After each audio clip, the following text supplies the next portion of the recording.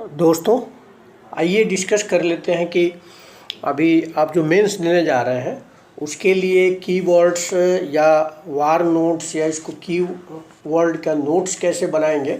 किसी ने मुझसे कहा था कि सर कुछ उसमें आप बता दीजिए। तो ऐसा कुछ नहीं, आपको जो लगता है कि जो इम्पोर्टेंट बिंदु आपको याद नहीं है उसी को आप याद करके जाएंगे। जैसे एक टॉपिक मैं उठाता हूँ, जैसे आपको निर्वाचन आयोग यानी इलेक्शन कमीशन से रिलेटेड, तो आप सारी चीज़ें लिखेंगे। इसमें मेरे अनुसार जैसे कीवर्ड क्या होगा या वार नोट्स में या आपको समरी में क्या डालेंगे, पार्ट 15 डालेंगे। आपको याद होना चाहिए कि भाग 15 में है। आर्टिकल तो याद ही रहता है 324 से लेकर 329 तक, ठीक है। इसमें जो मुख्य निर्वाचन आयुक्त है CEC है वो 65 ईयर्स ओल्ड तक हो सकता है, ठीक है। लेकिन अन्य जो निर्वाचन आयुक्त हैं अदर वो 62 ईयर्स तक, या फिर आपको जो 6 ईयर जो पहले हो इस हिसाब से होता है। 1993 से 3 सदस्यीय है। एक CEC होता है मुख्य निर्वाचन आयुक्त और 2 अन्य होते हैं। एक्चुअली इसमें 3 है। 89 तक एक था, 89 में फिर 2 बढ़ा दिया गया, 3 हो गया। फिर 91 में एक कर दिया गया, फिर 93 में। खैर उतना डिटेल आपको जानने की ज़रूरत है, कीवर्ड में आप यहीं लिखेंगे। और अपॉइंटमेंट प्रेसिडेंट द्वारा होता है और वेतन वही मिलता है जो सर्वोच्च न्यायालय का न्यायाधीश को मिलता है, यानी सुप्रीम कोर्ट के जस्टिस को, जो जजेज हैं उनको जो वेतन मिलता है वही इनको मिलता है। अब जैसे CEC पे जो है ना इम्पीचमेंट महाभियोग लगाया जाता है, ठीक है, लेकिन अन्य पे नहीं लगाया जाता। अन्य को प्रेसिडेंट CEC के अनुशंसा पे हटा सकता है। तो ये नॉर्मल फैक्ट है, इसको आप वार नोट में नहीं भी डाल सकते हैं, ठीक है। पावर एंड वर्क आपको पता ही है, ठीक है। उसमें कुछ जो चीज़ें आपको ध्यान देनी चाहिए जो भूल जाएंगे, जैसे ER इलेक्ट्रल रोल का अपडेशन का काम जो है उसका काम है। बाकी चुनाव तिथि निर्धारण करना, मॉडल कोड ऑफ कंडक्ट, योग्यता का निर्धारण, ठीक है, चुनाव चिन्ह, ये सब कॉमन चीज़ें हैं। तो कॉमन चीज़ें नहीं लिखना है वार नोट में। जो थोड़ा सा डिफ़िकल्ट लगे, इलेक्ट्रल रोल जैसे एक नया शब्द है उसको आप लिख लें। चुनाव खर्च की सीमा वगैरह करता ही है। चुनाव प्रचार कैसे किया जाए, मतदाताओं को ट्रेनिंग, या फिर आपको राजनीतिक दलों की योग्यता का निर्धारण, ये सब पढ़े होंगे। लेकिन ये सब वार नोट में नहीं आना चाहिए, इसलिए कि आप जानते हैं, ठीक है। जनप्रतिनिधित्व अधिनियम जो पीपुल रिप्रेजेंटेशन जो एक्ट है 1951, तो उसको आप ज़रूर आप कोट करेंगे, ठीक है। उसके आर्टिकल 19A के तहत वो चुनाव चिन्ह देता है। तो कुछ ऐसे वर्ड्स, ऐसे तथ्य जो आप नहीं जानते हैं उसको लिखेंगे। आर्टिकल 103 इम्पोर्टेंट हो जाता है, जो पार्लियामेंट के मेंबर हैं उसके अयोग्यता के संबंध में दिया गया है, ठीक है। तो आर्टिकल 103 आपको लिखना है। तो ये अक्सर आप भूल जाएंगे, तो इसको वार नोट में ज़रूर शामिल कर लें। इसी तरह से 103 के बाद 192, अगर हम पार्लियामेंट के मेंबर की अयोग्यता की बात करें तो यहाँ पे विधानमंडल आ जाता है, लेजिस्लेटिव काउंसिल, आपका लेजिस्लेटिव असेंबली के अंतर्गत जो मेंबर हैं 192 के तहत उनके अयोग्यता के बारे में दिया गया है। तो ये चीज़ें हैं।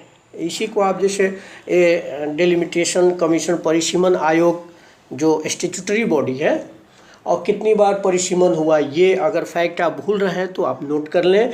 1952, 1961, 1967 और 2002 अगर याद है तो इसको वार नोट में नहीं शामिल करना है। तो 4 टाइम्स जो है ना ये आपको परिसीमन हुआ है, ठीक है, आयोग बना है। इसके अलावा critical voting, PW voters, sex ratio, ये सारी चीज़ें आप जो नहीं आता है आपको वो लिख लेना है। पोस्टल बैलेट वगैरह का। तो ये जैसे यहाँ विशेषता अगर फीचर्स में देखें तो आपको पता ही यूनिवर्सल वोटिंग राइट है 18+ को, तो इसको लिखने की ज़रूरत नहीं है। और प्रॉब्लम्स में आपको पता ही है जो EVM और VVPAT को लेकर के इधर विवाद हुआ है वो भी आप लिख ही देंगे। वार नोट में वही चीज़ें शामिल करनी है जो आप भूल जा रहे हैं, जो इम्पोर्टेंट है, ठीक है। और जैसे 1974 एक काफ़ी इम्पोर्टेंट हो जाए, तारकुंडे कमेटी, ठीक है। 1990 दिनेश गोस्वामी समिति, ये सब इलेक्टोरल रिफॉर्म से रिलेटेड है। दिनेश गोस्वामी समिति ने पहली बार स्टेट फंडिंग की बात की थी। अगर जानते हैं तो नहीं डालना है, नहीं तो डाल। वोहरा कमेटी 1993, ठीक है, ये क्रिमिनलाइजेशन ऑफ पॉलिटिक्स की बात करता है, अपराधीकरण की बात करता है। मोस्ट इम्पॉर्टेंट 1998 में इंद्रजीत गुप्ता कमेटी ट्रांसपेरेंसी और स्टेट फंडिंग की बात ये भी करता है। ये तो 600 करोड़ का एक जो है ना फंड, ये आपको फंड भी, कोष भी बनाने की बात की थी, जो स्टेट फंडिंग की बात कर रहा था। इसी तरह से आपको जो लॉ कमीशन है, विधि आयोग 1999 ने क्या रिपोर्ट दिया, इस तरह का। और सबको याद होता है 64th अमेंडमेंट, तो सबको याद होता है, तो उसको लिखने की ज़रूरत नहीं है, ठीक है। इसी तरह से तनख्वाह कमेटी 2010 इलेक्टोरल रिफॉर्म से रिलेटेड है। तो ये कीवर्ड्स में आने चाहिए, ठीक है। 1996 में चुनाव प्रचार हेतु कम से कम 14 दिन का समय देने की बात की गई थी। 2009 में जमानत की राशि सांसद के लिए 25,000, SC/ST के लिए 12,000। अगर नहीं याद है तो इसको याद कर लेना है। उसी तरह से MLA के लिए 10,000, SC/ST के लिए 5,000। तो ये चीज़ें हैं, आपको इसी तरह से की नोट्स यानी की वर्ड्स बना लेना है।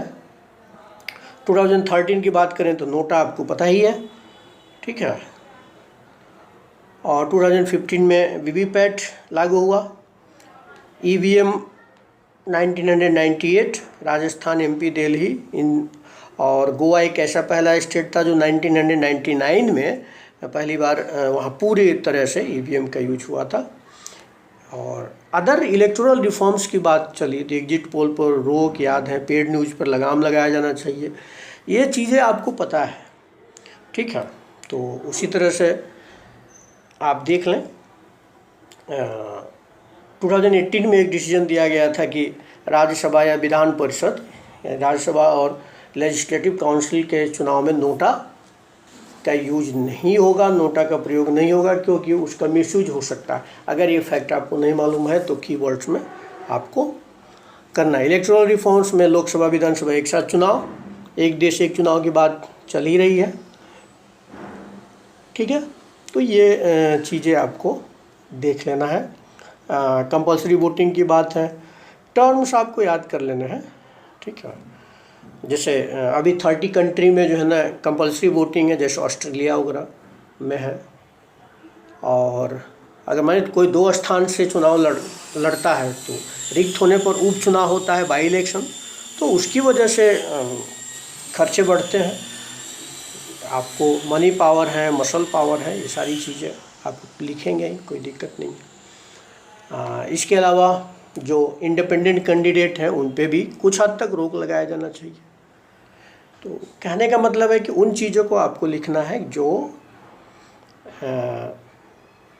इम्पोर्टेंट है लेकिन आपको याद नहीं है और एग्ज़ाम में आने, जैसे एपिक का अगर फुल फॉर्म आपको नहीं मालूम है तो उसको लिख करके याद कर लेना है, इलेक्ट्रॉनिक फ़ोटो आइडेंटिटी कार्ड, ठीक है।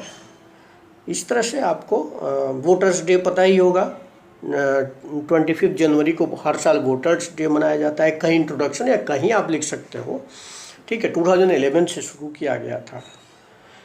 तो ये डीडुप्लिकेशन टेक्निक के द्वारा भी जो है ना इलेक्ट्रॉन रोल को शुद्ध किया जा रहा है, ठीक है।